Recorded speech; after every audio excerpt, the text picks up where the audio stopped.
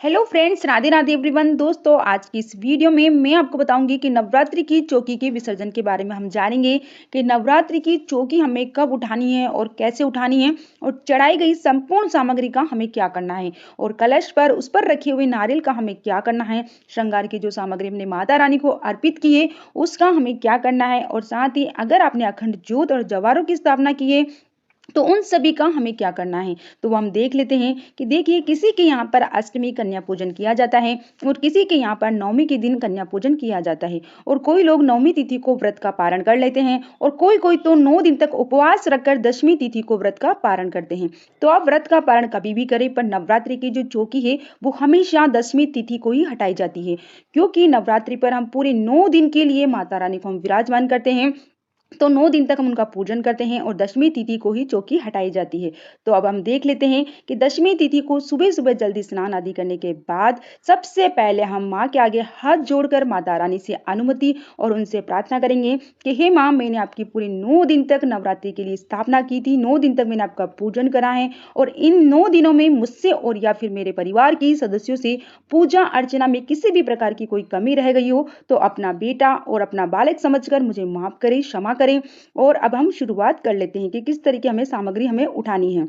तो सबसे पहले माता रानी को हमने जो सुहाग सामग्री हमने चढ़ाई थी, जिस भी भाव से हमने चढ़ाया था, अगर आपने एक दो सामग्री आपने आपके लिए चढ़ाई हो तो उसे आप अपने पास रख लीजिए। तो यहाँ पर मैंने बिंदी और सिंदूर जो अर्पित किया था वो मैंने माता रानी को प्रसाद समझकर मैं यहाँ पर खुद के लिए हम रख लेंगे, और बाकी जो सभी सुहाग सामग्री है उसे हम पंडित आइन को हम दे देंगे, या फिर आपसे कोई उम्र में बड़ी महिला हो, सुहागन महिला है, तो उसे आप इन्हें दान कर दीजिए। सभी सामग्री को, सुहाग सामग्री को हम दान कर देंगे, और इसी के साथ जो भी भोग प्रसाद आपने जल चढ़ाया है उसे हम उठा लेंगे और घर के सभी सदस्य में प्रसाद के रूप में हम बांट लेंगे सभी भोग सामग्री को। अब इसी के साथ हमने जो फूल माला जो भेंट की थी उन्हें भी हम यहाँ से उठाकर हम किसी भी एक पात्र में इकट्ठा कर लीजिए, और यहाँ आप चाहें तो इनका भूमि विसर्जन कर दीजिए, पार्क में जाकर मिट्टी में आप दबा दीजिए, या फिर आप घर के गमले में मिट्टी में भी आप दबा सकते हैं, क्योंकि ये कुछ ही दिनों में ये फूल माला खाद्य का रूप ले लेती है।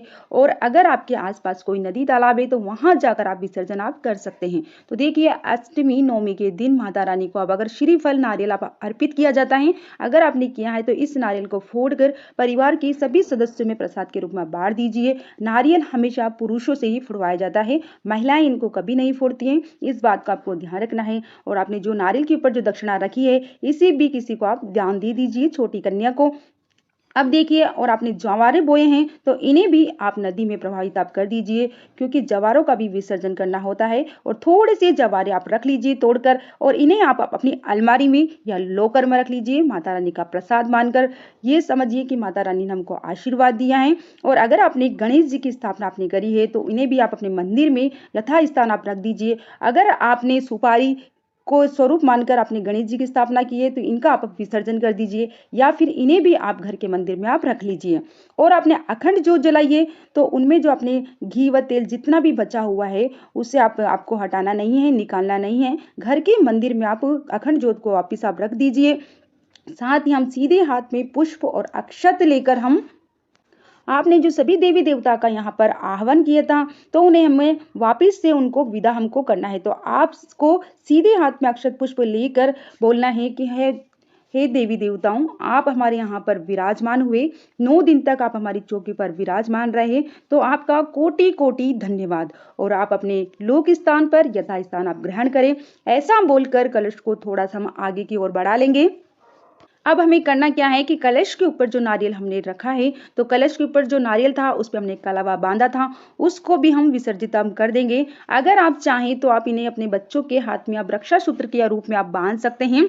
इसे हम खोल लेंगे और चुनरी जो हमने नारियल के ऊपर बांधी थी उसका हम विसर्जन कर देंगे। आप चाहें तो आप इस चुनरी को आप अपनी गाड़ी पर भी बांध सकते हैं, या घर के मंदिर में जो माता रानी है उनको भी आप उड़ा सकते हैं।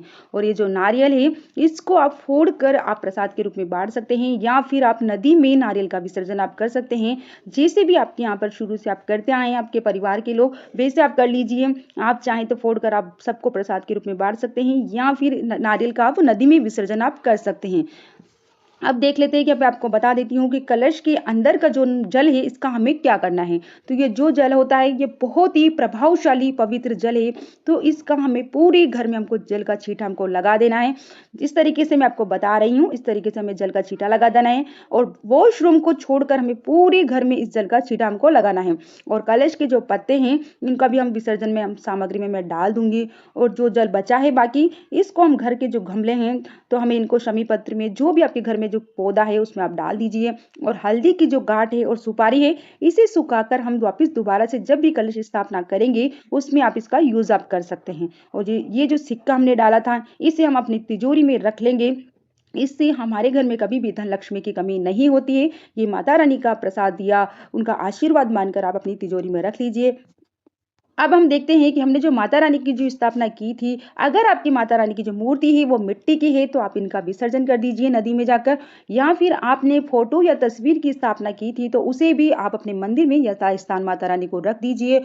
और अगर आपने अखंड ज्योत का दीपक आपने जलाया है तो जो ये दीपक और इसमें जो तेल है या फिर घी है उसको आपको शांत होने देना है। दीपक को आपने जो घी व तेल डाला है इसको आपको नहीं निकालना है। इस बात का आपको ध्यान रखना है। पूरा दीपक जब जल जाए शांत हो जाए तभी आपको वहां से हटाना है।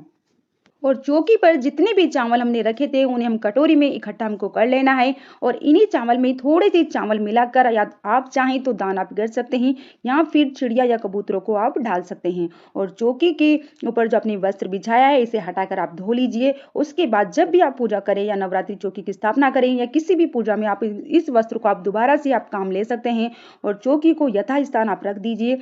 तो फ्रेंड्स ये थी नवरात्रि चौकी की विसर्जन की वीडियो। आपको कैसी लगी? उम्मीद करती हूँ कि ये वीडियो आपके लिए यूजफुल होगी, आपको पसंद आई होगी। इस तरीके की वीडियो को देखने के लिए आप हमारे चैनल को सब्सक्राइब जरूर कीजिए। वीडियो पसंद आया हो तो लाइक शेयर जरूर करें। Thank you.